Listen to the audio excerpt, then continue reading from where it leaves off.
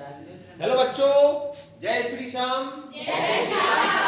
आज का टॉपिक है electricity and it's basic concept. ये चैप्टर आपका 10th क्लास का है, 12th चैप्टर। और 12th क्लास के बच्चों की यूनिट नंबर फर्स्ट फिजिक्स की इलेक्ट्रोस्टैटिक्स और unit number second current electricity. अगर आपने ये वीडियो देख ली तो आपकी दोनों यूनिट सॉल्व आउट करना क्या हो जाएगा, आपके लिए बहुत ज्यादा आसान हो जाएगा। और 10th वाले बच्चों की साइंस का नंबर 12 बिल्कुल क्लियर हो जाएगा। क्लियर? तो हम चलते हैं। उससे पहले अगर आपने चैनल सब्सक्राइब नहीं किया है, सब्सक्राइब कर लें, लाइक कर दें, दबाकर शेयर कर दें। और जय श्री श्याम सब बच्चों के लिए।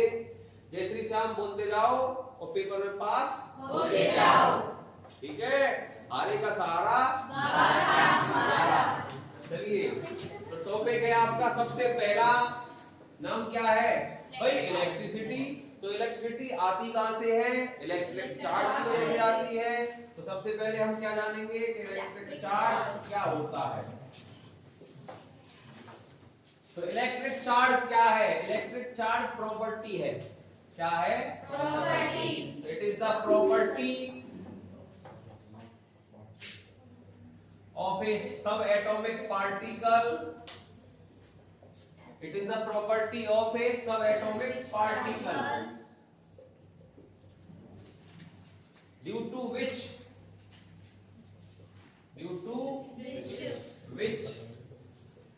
it experience a force when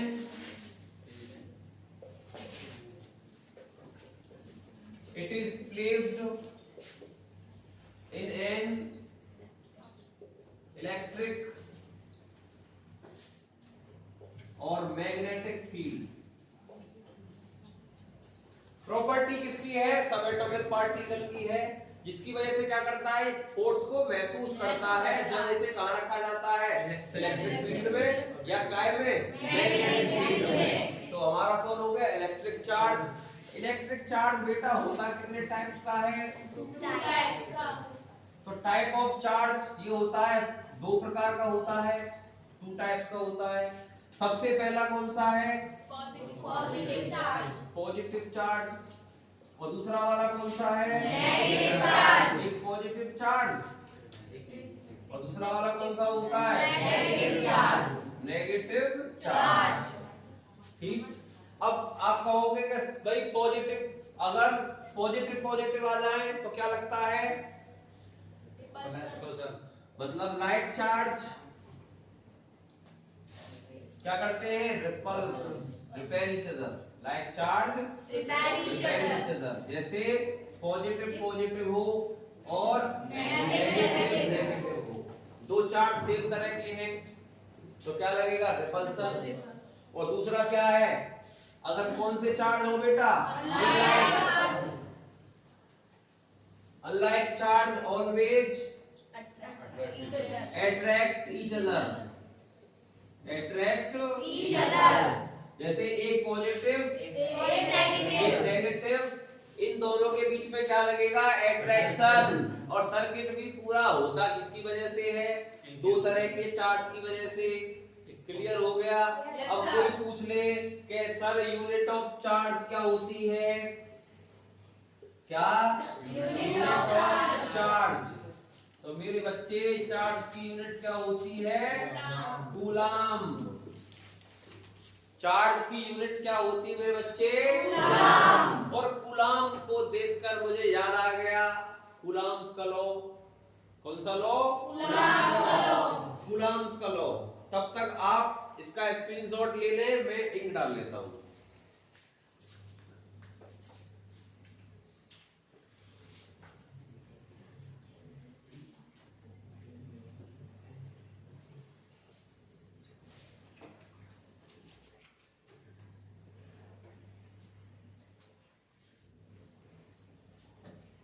तो मेरे बच्चे, हम आपको बताएंगे अब कूलाम्स का लॉ।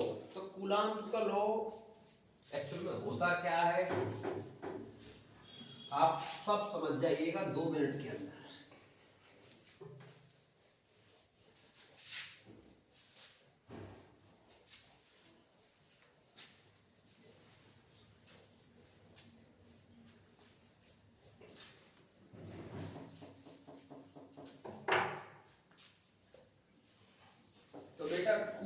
कूलम्ब्स का law.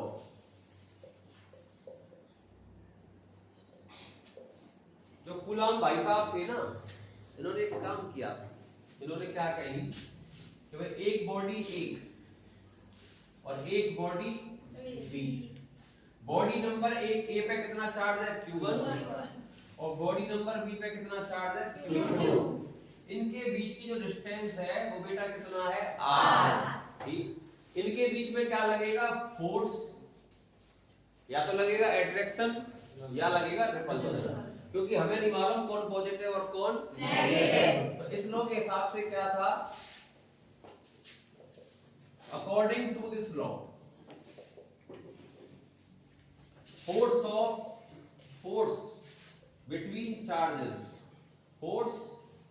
between charges depends as follow।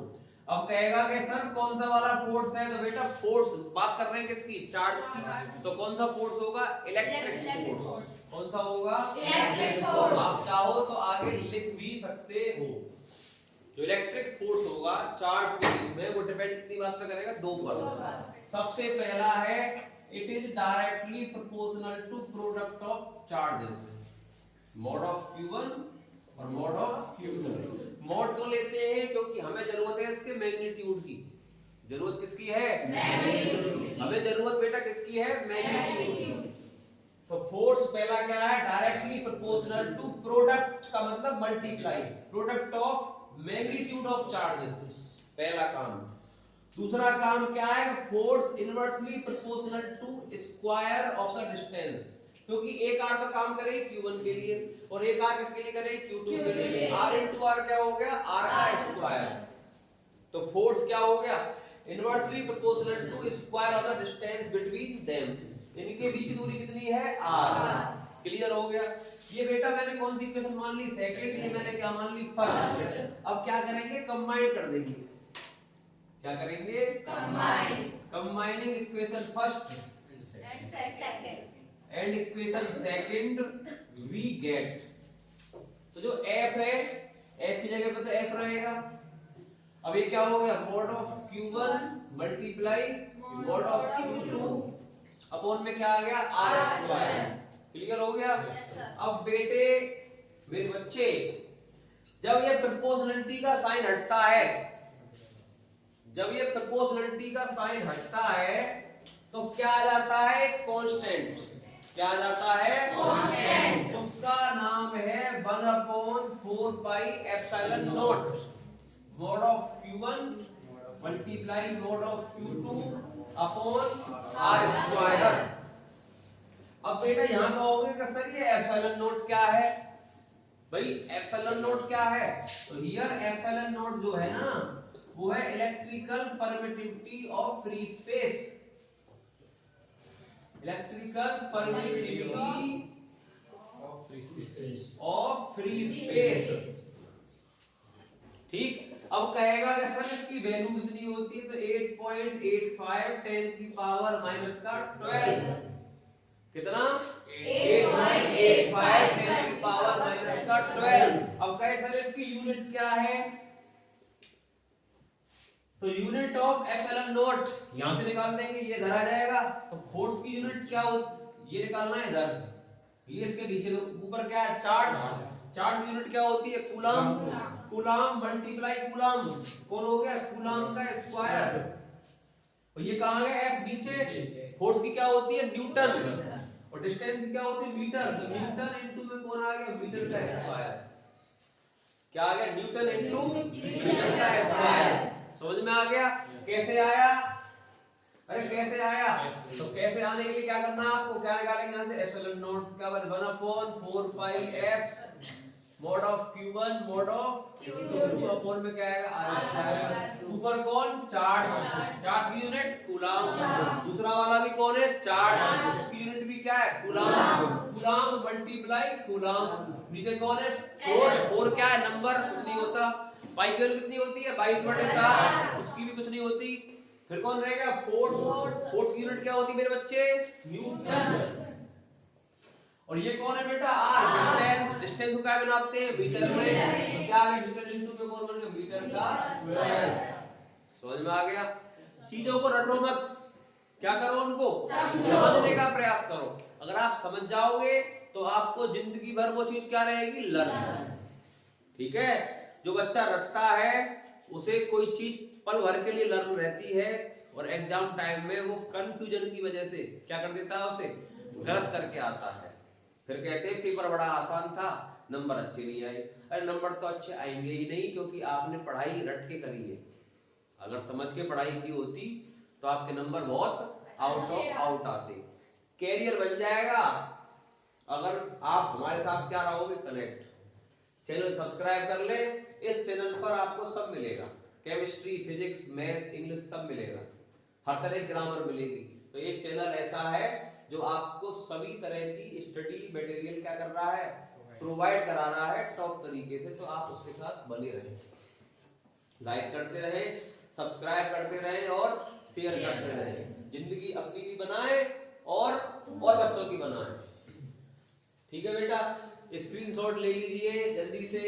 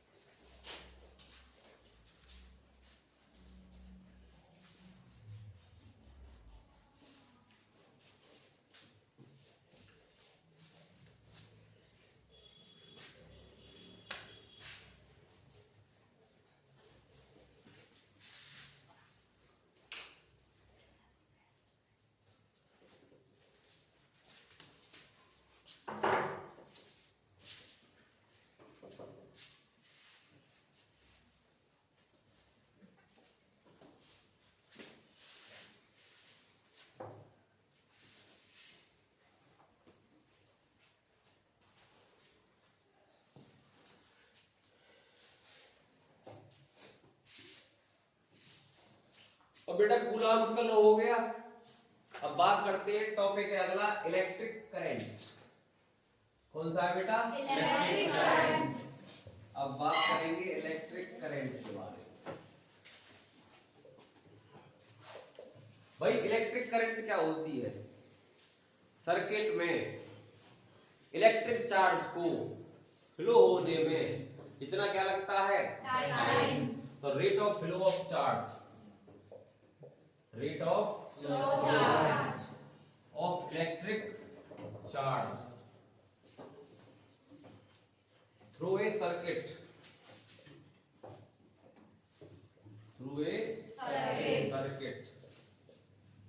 with respect to time,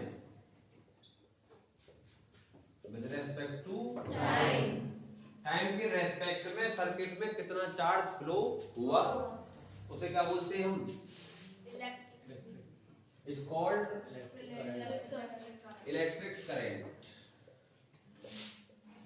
Electric current. It is measured. It is measured in ampere. That means A. इसको शो कैसे करते हैं, तो it is shown by कौन सा, I। That is I equal to क्या हो गया, Q अपॉन D। ये कौन है, चार्ज। चार्ज की यूनिट क्या होती है, कूलम्ब। ये कौन है, T। टाइम की क्या होती है, सेकंड। तो कूलम्ब अपॉन में क्या आ गया, सेकंड। तो I equal to coulomb upon second. और कूलम्ब अपॉन सेकंड बेटा इक्वल किसके होता है, एम्पियर। अब कोई कहे कि डिफाइन करो, डेफिनेशन ऑफ कौन, 1 एम्पियर। सिंपल है, Q की वैल्यू कितनी मान लीजिए आप, 1 कूलम्ब। टाइम कितना मान लिया, 1 सेकंड। तो देन I इक्वल टू क्या आएगा, 1 coulomb upon 1 second equal to क्या बन जाएगा, 1 एम्पियर। तो सर्किट में 1 कूलम्ब चार्ज को फ्लो करने में क्या लगे, 1 सेकंड का टाइम, तो वो कौन हो जाएगा, 1 एम्पियर। क्या हो जाएगा, 1 एम्पियर। लिख सकते हो बड़े इजीली हैं। If 1 coulomb charge flow through a circuit in 1 second, then the current across the circuit will be 1 ampere. Clear हो गया? कोई दिक्कत नहीं है। अगर ना लिखा जाए तो जो बोल रहा हूं मैं मेरे आवाज के साथ साथ अपनी कॉपी में क्या करते चले जाएं, नोट करते चले जाएं। ठीक है, लिख जाएगा, टाइम कम लगेगा, काम ज्यादा हो जाएगा।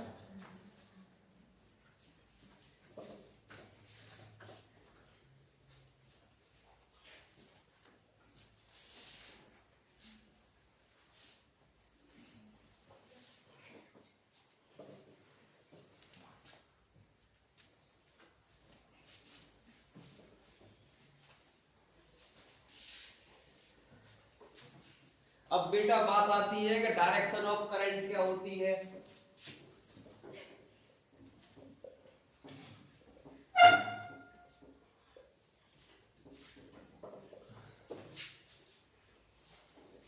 डायरेक्शन ऑफ इलेक्ट्रिक करंट, तो पॉजिटिव चार्ज से तो अवे होगी और नेगेटिव चार्ज के टुवर्ड्स होगी, मतलब अवे फ्रॉम पॉजिटिव चार्ज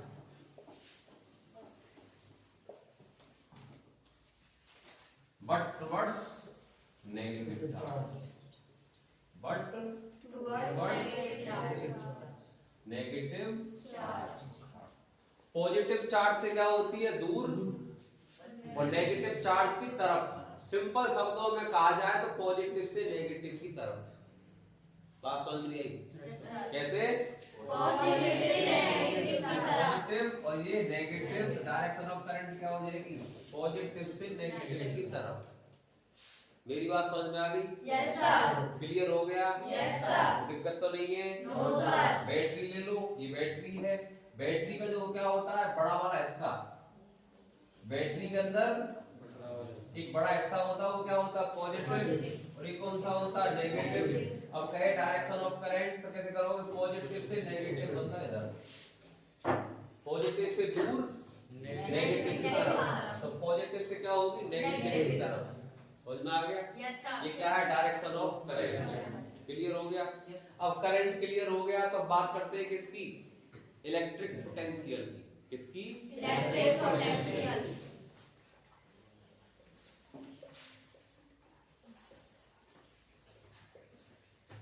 अब इलेक्ट्रिक पोटेंशियल क्या होता है, ठीक, तो इलेक्ट्रिक पोटेंशियल क्या है, कोई चार्ज है, कौन है, कोई चार्ज है, और बेटा वो कहाँ रखा है, इन्फिनिटी पे रखा है। कहाँ रखा है, इन्फिनिटी पे। और मुझे क्या करना है, मुझे उस चार्ज को वहां से उठाकर कहाँ लाना है, इलेक्ट्रिक फील्ड के अंदर।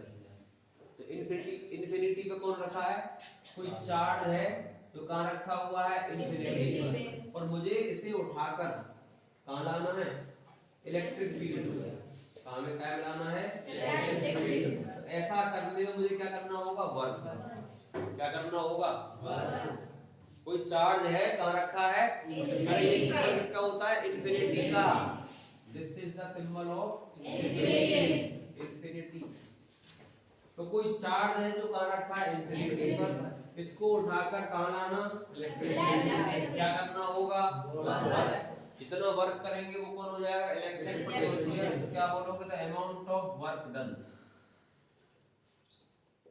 the amount of work done in bringing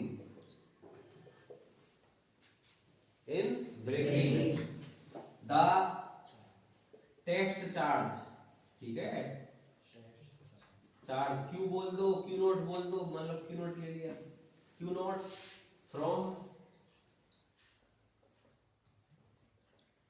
क्या, infinity to a point in electric field, to a point in electric field is called, कौन हो गया बेटा, इलेक्ट्रिक पोटेंशियल।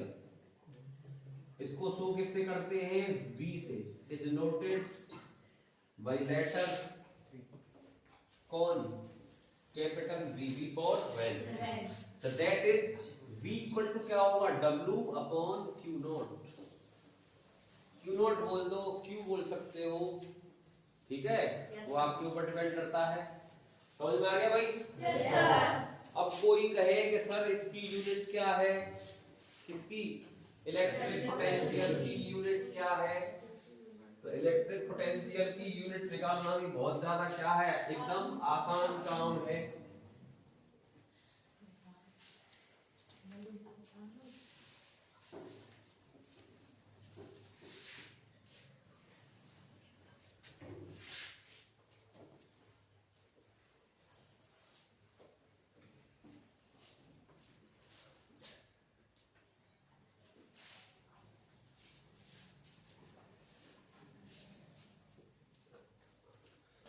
तो मेरे बच्चे क्या निकालेंगे हम, यूनिट ऑफ कौन,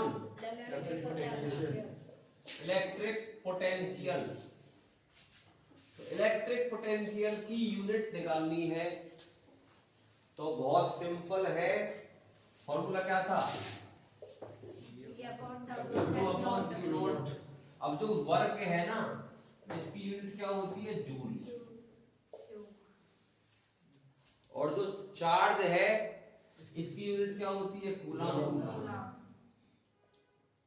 भाई वर्क की क्या है, जूल, और चार्ज की क्या है, कूलम। तो जूल अपॉन क्या आ गया, कूलम, और जूल अपॉन कूलम किसके इक्वल होता है, ये होता है वोल्ट के इक्वल। किसके इक्वल होता है बेटा, वोल्ट। ये वोल्ट के इक्वल है। तो पूछी जाए तो यूनिट क्या है पोटेंशियल की, वोल्ट। अब कोई कहे कि बताओ 1 वोल्ट क्या होता है, डेफिनेशन ऑफ कौन, 1 वोल्ट। तो बच्चे डिफाइन कैसे करोगे, बहुत सिंपल है। इफ W इक्वल टू क्या हुआ, 1 जूल, और Q नोट हम क्या मान रहे हैं, 1 coulomb, then V equal to क्या बन जाएगा, 1 joule upon 1 coulomb equal to क्या आ जाएगा, 1 वोल्ट। तो इसका मतलब क्या है, 1 कूलम चार्ज को इन्फिनिटी से इलेक्ट्रिक फील्ड में लाने में अगर हमें क्या करना पड़े, 1 जूल वर्क, तो पोटेंशियल क्या हो जाएगा, 1 वोल्ट।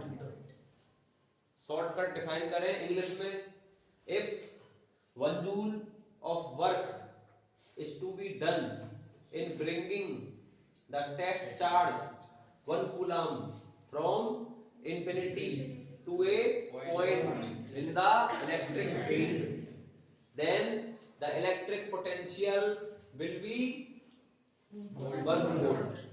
क्लियर हो गया? Yes sir. कोई दिक्कत नहीं है? No sir. चलिए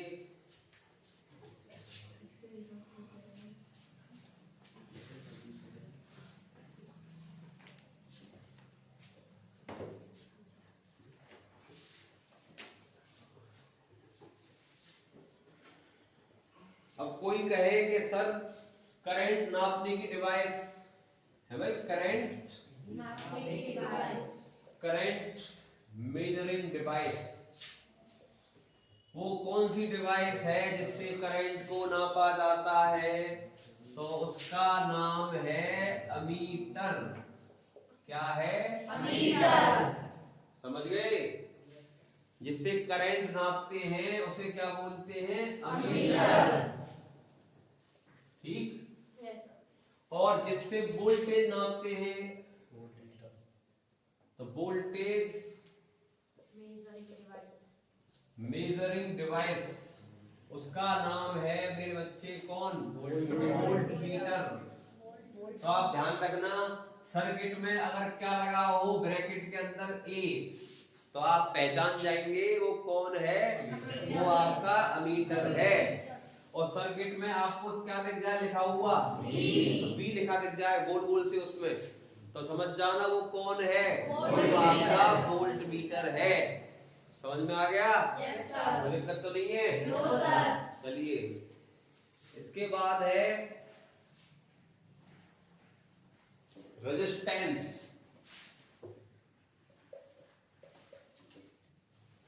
रेजिस्टेंस को मेरे बच्चे क्या कहते हैं,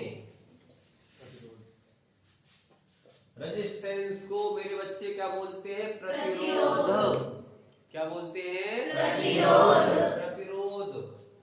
तो भाई रेजिस्टेंस क्या होता है, तो रेजिस्टेंस का मतलब है सर्किट में कितनी तो वोल्टेज है और कितना करंट है, इन दोनों का रेशियो क्या होता है, रेजिस्टेंस। और एक दूसरी भाषा में कही जाए तो रेजिस्टेंस क्या है, जो करंट के फ्लो में क्या कर दे, रुकावट पैदा करे, करंट के फ्लो में रुकावट पैदा करे, वो कौन होता है, रेजिस्टेंस। समझ में आ गया, ठीक। The hindrance produced by the circuit in the flow of current is called resistance. The hindrance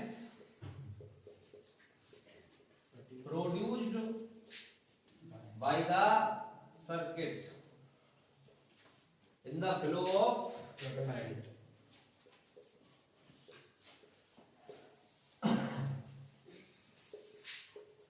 current is called resistance। एक तो ये हो गई इसकी डेफिनेशन, इसको शो कैसे करते हैं, it is shown by R, that is R equal to क्या होता है, V अपॉन I।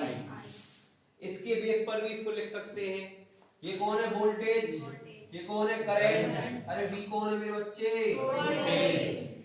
वोल्टेज, और I कौन है करंट, और ये बीच वाली लाइन को क्या बोलते हैं, रेशियो। इस लाइन का नाम क्या होता है, रेशियो। तो कैसे बोलोगे, रेशियो ऑफ, सेकंड डेफिनेशन बता रहा हूं मैं, second definition of R, R का मतलब रेजिस्टेंस। क्या बोलोगे, ratio of voltage to the current, क्या, ratio of voltage to the current in a circuit, current in a circuit is called resistance. मेरी बात समझ में आ गई, सर्किट में कितनी वोल्टेज है और कितनी करंट है, इन दोनों का क्या निकाल लो, रेशियो, क्या मिल जाएगा, रेजिस्टेंस।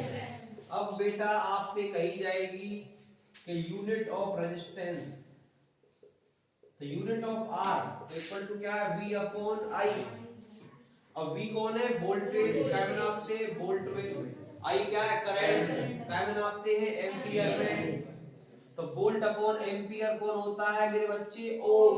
और सो कैसे करेंगे इसको, ऐसे बनाकर, ठीक है। तो यूनिट ऑफ रेजिस्टेंस सिंपल क्या है, ओम।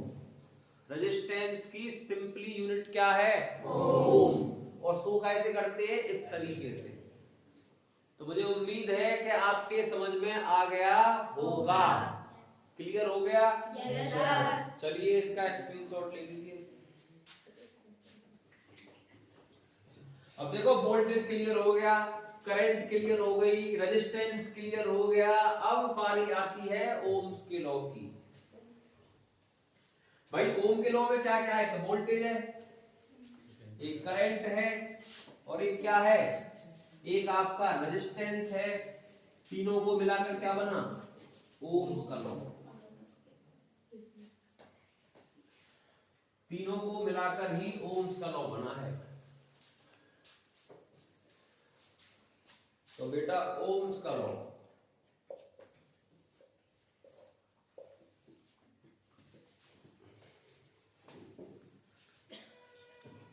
ओम्स का लॉ क्या है कि सर्किट में जितनी करंट जाती है, क्या सर्किट में जितनी करंट जाती है वो वोल्टेज के क्या होती है, directly proportional.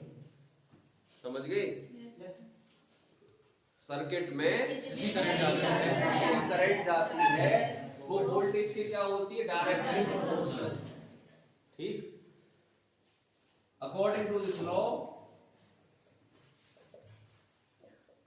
according to this law,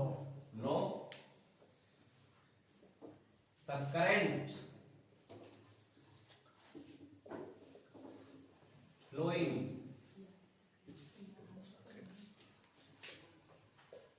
through a circuit is directly proportional to the applied voltage, to the applied voltage, that is I directly proportional to V कर दो और V directly proportional to I कर दो, हटेगा तो sign का आएगा R, और R यहाँ से क्या निकल गया V अपॉन I, समझ में आ गई? यही हमारा कौन है? ओम्स का लॉ। कौन होता है? V equal to I R। कौन होता है? V इक्वल टू, ये हमारा क्या है? ओम्स का लॉ है। क्लियर हो गया?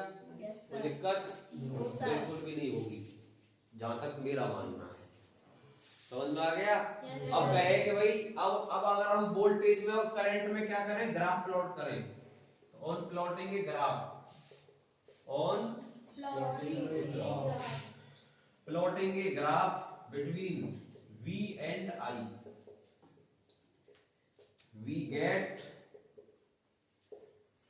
a straight line path। तो ये हमारा वोल्टेज है, ये हमारी करंट है, इन दोनों में ग्राफ करेंगे तो R इक्वल टू क्या आ जाएगा? V upon I। समझ में आ गई? क्या बन गया? स्ट्रेट लाइन जा रही है। कैसे जा रही है? बिल्कुल बीच में सीधी लाइन चली गई। तो ये हमारा कौन हो गया? ओम्स का लॉ। पेपर में आता है और इसीलिए ओम के लॉ के ऊपर 2-3 क्वेश्चन ही पूछे जाते हैं, चुटकी बजाने वाले। टिक चुटकी बजाई, क्वेश्चन क्या हो गया? वो बताऊंगा मैं आपको। न्यूमेरिकल के लिए भी क्या बनाएंगे? अलग से सेपरेट वीडियो बनेगी जिसमें केवल क्या होंगे? Chapter wise numericals. Chapter number 1 उसमें इतने न्यूमेरिकल हैं, चैप्टर नंबर 2 उसमें इतने न्यूमेरिकल हैं। अगर आपने कर लिए तो पेपर तो फिर बचने वाला है ही नहीं। जो बच्चा चैनल से कनेक्ट है वो तो पेपर की एसटीसी करके आएगा, उसको तो कोई रोकने वाला नहीं है। पेपर वाला सोच रहा हो क्या करूं, ये बच्चे को पता सर के ये तो बड़े 30 मार्क। हाँ भाई, क्लियर हो गया? यहाँ तक कोई दिक्कत तो नहीं है? चलिए अब टॉपिक है अगला, इलेक्ट्रिक पावर।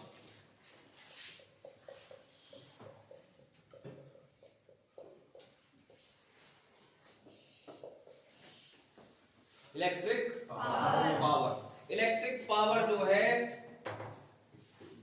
होती क्या भाई? इलेक्ट्रिक पावर क्या है? वर्क करने में जितना क्या लगता है? टाइम। समझ गए?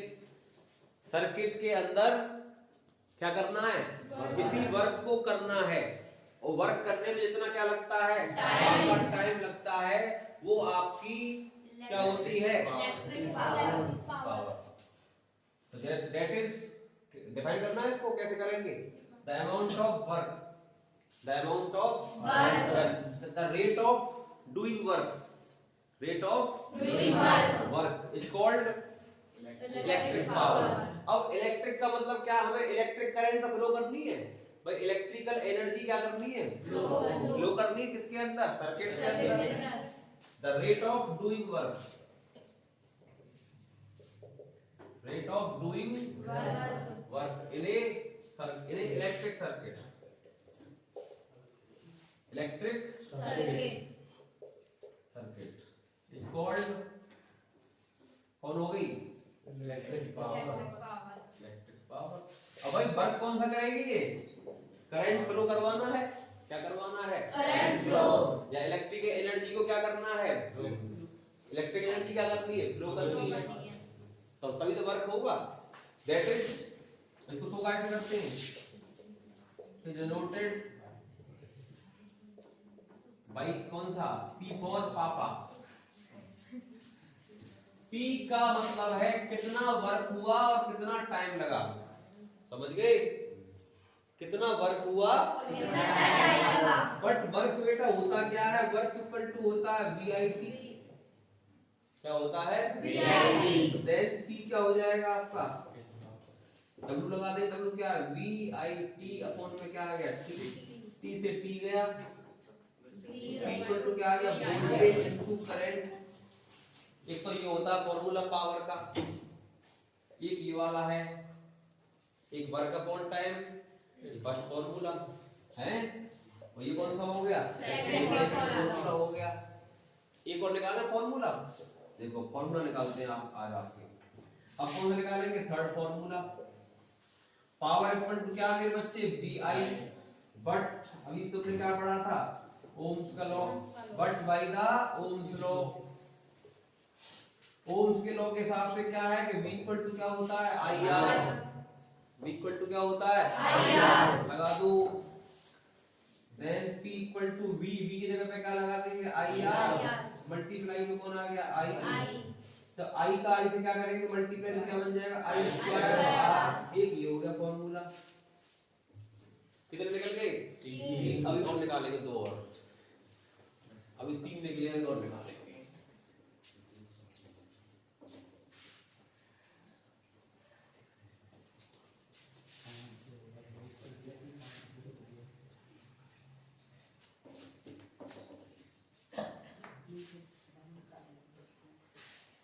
तीन निकल गए भाई। Yes sir. अब क्या निकालेंगे, इन फॉर्मूलाओं के ऊपर न्यूमेरिकल आते हैं बेटा पेपर में, तो निकाले p equal to V I W upon T I square R. इनके ऊपर क्या आएंगे पेपर में, न्यूमेरिकल्स करवा दूंगा, चिंता ना करें। अब क्या करेंगे, फॉर्मूला नंबर 4। अब भाई फोर्थ फॉर्मूला कौन सा होगा, हमने अभी क्या निकाला, p equal to I square R but I equal to क्या होता है बच्चे, तो देन p इक्वल टू क्या बन जाएगा, जहाँ आई है वहां लगा देंगे b अपॉन आर का स्क्वायर, मल्टीप्लाई कौन आ गया, r। अब v का स्क्वायर अपॉन r का स्क्वायर मल्टीप्लाई r, एक r से एक r कैंसिल, तो p इक्वल टू क्या बन गया, b स्क्वायर अपॉन r। एक फॉर्मूला ये बन गया। पेट भर गया, नहीं भरा, चलो दोबारा आ जाओ। अब क्या निकालेंगे, फॉर्मूला नंबर 5। पेट नहीं भरा तुम्हारा, नहीं भरा, तो एक बार भर दे तुम्हारा पेट। वर्क अपॉन में क्या आ जाएगा, टाइम, ठीक है।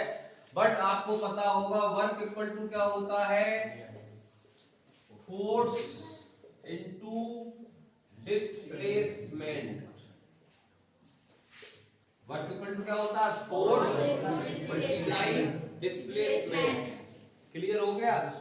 अब फोर्स की जगह क्या आ गया, F, डिस्प्लेसमेंट क्या हो गया, S, तो P इक्वल टू क्या बन गया भाई, W की जगह पे क्या लगा देंगे, फोर्स इनटू डिस्प्लेसमेंट अपॉन में कौन आ गया, टाइम।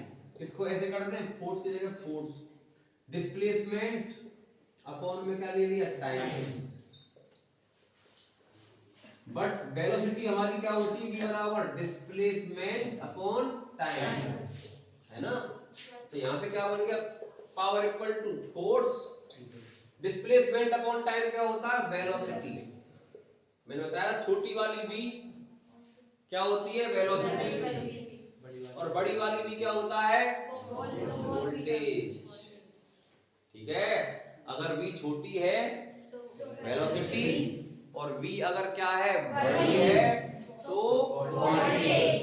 समझ गए। पावर के कितने निकल गए फॉर्मूले, 5। ठीक है, इनके इन सब फॉर्मूलाओं के ऊपर क्या आता है, न्यूमेरिकल आता है। ठीक है, स्क्रीनशॉट ले लें।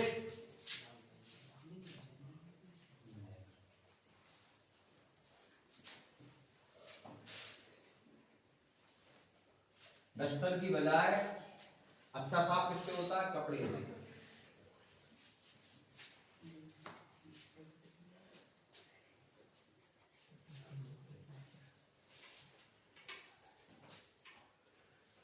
चलो जी, इलेक्ट्रिक पावर हो गया। अच्छा, अब एक निकालते हैं इलेक्ट्रिकल एनर्जी। क्या, इलेक्ट्रिकल एनर्जी।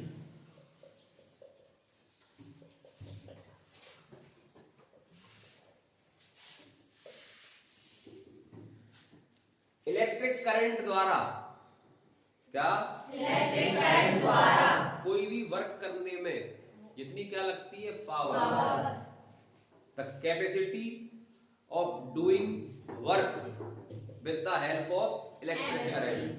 कैसे कहोगे? Capacity of doing work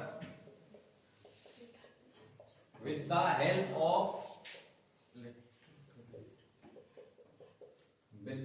of electric current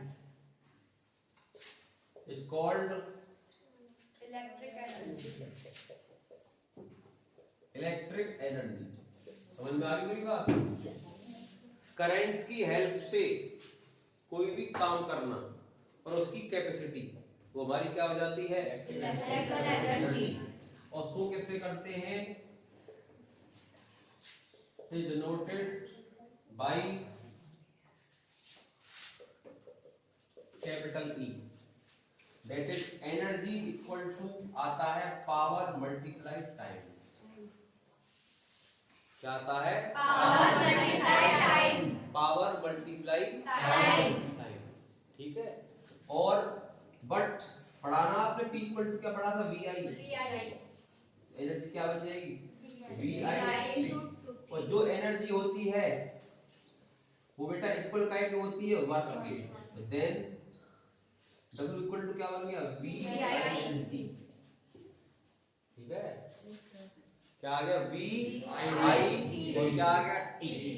ठीक है, क्लियर हो गया? चलिए इससे अगला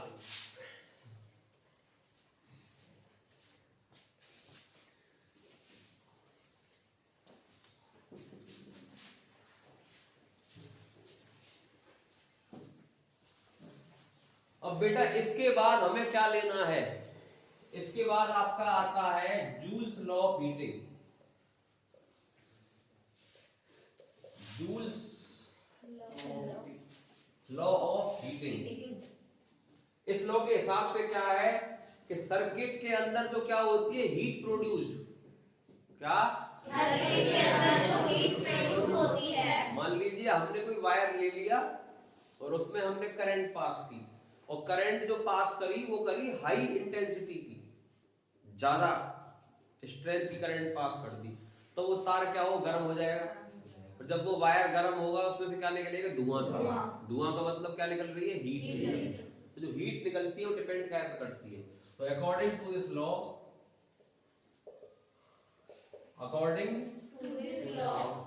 law, heat produced in a wire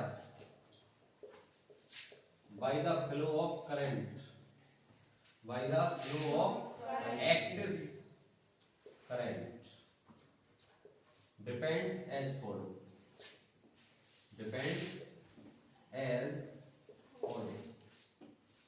circuit है, उसमें वायर लगा हुआ है, उसमें करंट पास करी, कम नहीं ज्यादा करी, तो वायर क्या होता है? गर्म हो जाता है। और गर्म होने के बाद उसमें से क्या निकलती है? हीट। तो डिपेंड करती है number 1, it is directly proportional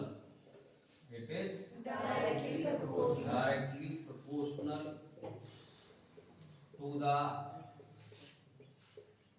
square of current. मैं इसको लिखने की जगह शॉर्टकट कर दूं, दैट इज जो हीट है तो क्या हो गया? Directly proportional to square of current. दूसरा डायरेक्टली प्रोपोर्शनल टू रेजिस्टेंस। तीसरा डायरेक्टली प्रोपोर्शनल टू टाइम। पर जितने टाइम तक जाएगी उतना हीट हो जाएगा वो, है ना? तो तीनों के क्या होगी? Directly proportional. First equation, second equation क्या कर देते हैं? इसको combine, equation first, second and third we get. तो क्या आएगा? H equal to I square R T. क्या हो गया? I square R T. इसको जूल्स लॉ ऑफ हीटिंग भी कहते हैं। दूसरी बात में पता क्या है? Heating effect of current. Heating effect of current. Paper में आपका जूल्स लॉ ऑफ हीटिंग के नाम से भी आ सकता है, पेपर के अंदर heating effect of electric current के नाम से भी आ सकता है। दोनों बात क्या है? एक ही है, डरने की जरूरत नहीं है। ठीक है। एनर्जी को नापते काय में है, कैलोरी में। तो एक कैलोरी में कितना होता है 4.18 जूल।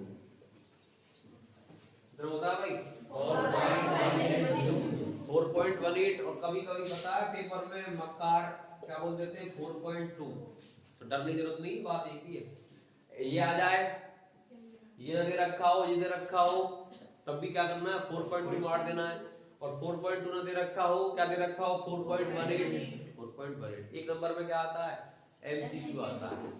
ठीक है, अरे तुम्हें कितनी एनर्जी चाहिए कैलोरी में नापते ना उसको, इतने कैलोरी खाना चाहिए। जिम में जाओ तो क्या कहता है जिम ट्रेनर, डाइट में ये लेना वो लेना, उसमें इतने कैलोरी होती है, उसमें इतने कैलोरी। कैलोरी का मतलब क्या है, ये है कौन एनर्जी।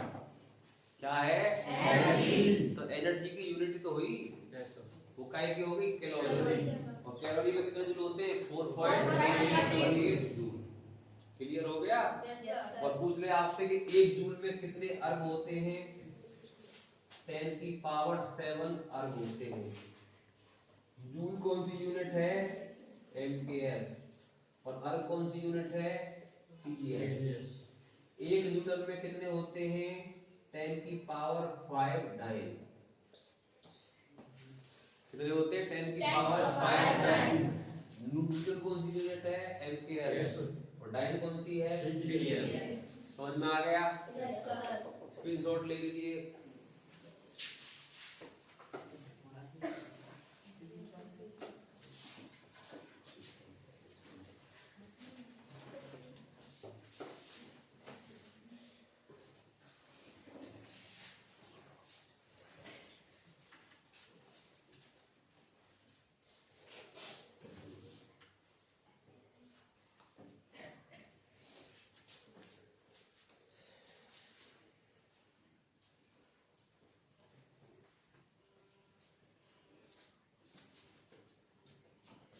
अब देखो, एक होता है रियोस्टेट।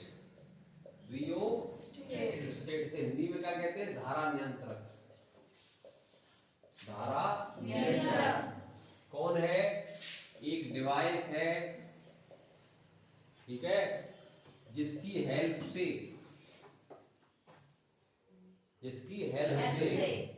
करंट को क्या इंक्रीज और डिक्रीज कर सकते हैं काय में, सर्किट में। समझ में आ गई। रियोस्टेट क्या है, एक डिवाइस है जिसकी हेल्प से सर्किट में करंट को इंक्रीज किया जा सकता है और डिक्रीज किया जा सकता है। वो हमारा क्या होता है रियोस्टेट। और शो करते हैं, ध्यान रखना RH। तो जहां RH दिख जाए सर्किट के अंदर लिखा हुआ, वो समझ जाना वो कौन है, वो आपका रियोस्टेट है। तो डिफाइन कर लोगे the device which is used to increase or decrease, that is to control the amount of current in a electric circuit. It's called rheostat. Okay guys, it is shown by letter R. That's all. Now we discuss एक और चीज, unit of power. Unit of power वो क्या होती है what. क्या होती है वॉट। पावर इक्वल टू क्या था वोल्टेज इनटू में क्या था करंट था ना, इक्वल टू V इंटू आई। तो वोल्टेज कौन हो गया वोल्ट, और आई कौन हो गया एम्पियर। तो वोल्ट इंटू एम्पियर क्या बन जाता है वाट। ऐसे बोल दो। या W/T जूल पर सेकंड, वो भी क्या हो जाता है वाट। भाई सब के सब निकल कहां से रहे, निकल तो वहीं से रहे। या ऐसे बोलते हैं हम, और power equal to work upon time. Work कौन है जूल, टाइम कौन है सेकंड। ये भी किसके इक्वल हो जाता है वाट। ठीक है, तो पावर की जो यूनिट है वो है होती क्या है वाट। ठीक है, कौन सी यूनिट होती है वाट। अब एक आता है किलोवाट आवर। क्या किलोवाट आवर। तो एनर्जी को नापते काय में है, किलोवाट आवर में, काय में, किलोवाट आवर में। देखो जी किलोवाट आवर क्या है, ये पावर है, तो ये पेपर में जरूर से आएगा क्वेश्चन, 1 किलोवाट आवर, ये महामक्कार है और हर साल एक नंबर में पूछ लिया जाता है 1 किलोवाट आवर क्या होता है। शॉर्टकट में 1 किलो का मतलब के, वाट का मतलब डब्ल्यू और एच का मतलब आवर, इस तरीके से आएगा 1 किलोवाट आवर। तो 1 किलोवाट आवर इक्वल टू कैसे करोगे, पहले क्या लिखेंगे 1 किलोवाट मल्टीप्लाई में क्या कर देंगे 1 आवर। अब 1 किलोवाट में बेटा कितने होते हैं, 1 किलोवाट में आपके 1000 वाट होते हैं। 1 घंटा में बच्चे कितने होते हैं, 60 मिनट होते हैं। अब कितनी जीरो है यहाँ पर 3, तो क्या आ गया 10 की पावर 3 मल्टीप्लाई 60 मिनट, और 1 मिनट में कितनी होती है सेकंड, तो ये हो गया 10 की पावर 3, 60 इंटू 60 कितना आएगा 3600, ठीक। अब क्या करेंगे भाई 3600 तो 36 मल्टीप्लाई ये 3 ये 3 और ये कितनी है 2, कितना आ गया 10 की पावर 5, समझ में आ गया नहीं आया।